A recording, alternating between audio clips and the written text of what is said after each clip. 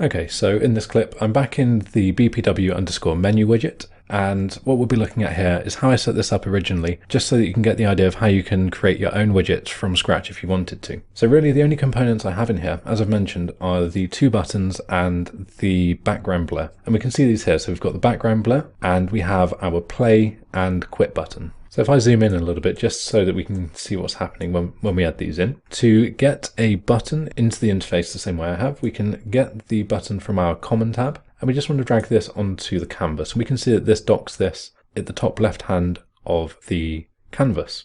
Canvas is really just the screen space, so at the moment this is set to fill the entire screen, and this is scalable. So this will adjust depending on the resolution it's displayed. So if we select our button, we can see that we have the ability to drag this around and place this in the world where we want it. And this, if we were to display this, this will actually be instantly clickable. It won't do anything at the moment because we've attached no logic to it, but it would have things like the hover functionality, so that when the mouse hovers over this, it will change color and it will change its image based on when you've pressed it as well. Now I've taken this a step further, so for mine I've also taken a text box, which again we can see in the common tab, and I've dropped this onto my button. So that's where we can see the play and the quit text. And I've simply set the scale of the button by dragging this out, and you can see that then the text will scale accordingly to the button as well, if it can. So with any of these things selected, we can take a look on the right hand side, and as we've seen in many other places inside of the Unreal Engine, we have our details panel.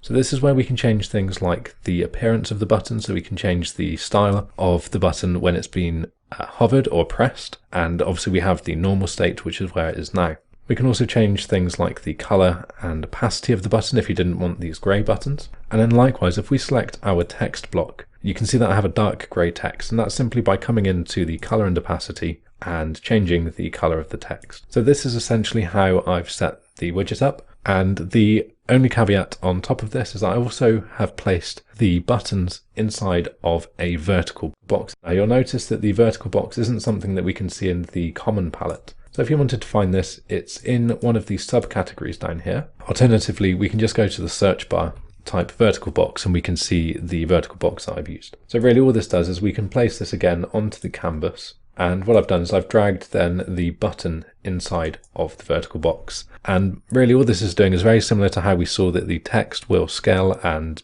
fit into the button because it's a child object of the button. The buttons are doing very similar things, and they are scaling and fitting inside of the vertical box. Now inside of my vertical box, what I've done is I've given the alignment we can see over here of 0.5 and 0.5, and that's just making sure that everything's central. So then we can also see on the button, I've set the padding to be 10 and 100. So this is giving a padding of 10 on either side of the button and 100 on the top and bottom of the button. So this is actually 100 units away from the top of the vertical box. It's also 100 units away from the quit button, and because the quit button has the same settings, we can see it's actually 200 units away in total. So if I wanted to change that, I could change this to be, say, 50, and we'll see that this then takes up more space. Okay, so I'm going to reset that. So these are how we can change some of the properties inside of the widget components, and we can start scaling them and taking a bit more control so that everything has a nice uniform look to this. So again, I'm going to remove my new vertical box. I don't want that to be in the window.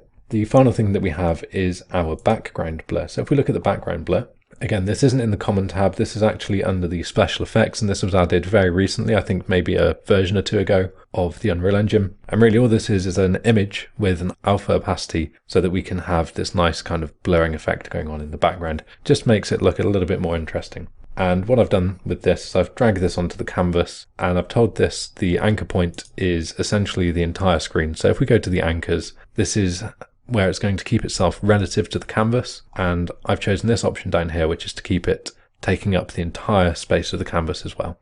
So that really has no functional impact on the logic behind how this widget's going to be working or anything. It's purely a visual thing.